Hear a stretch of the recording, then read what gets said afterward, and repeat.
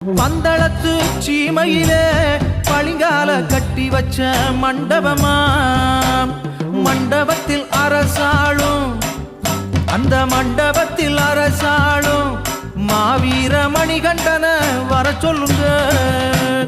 கம்பங்குடி சீமையிலே நவரத்ன கல்பதிச்ச மாளிகையா, கம்பங்குடி சீமையிலே நவரத்ன கல்பதிச்ச மாளிகையா, மாளிகையில் குடியிருக்கும் அந்த மாளிகையில் குடியிருக்கும் எங்க மணிகண்டன வர சொல்லுங்க.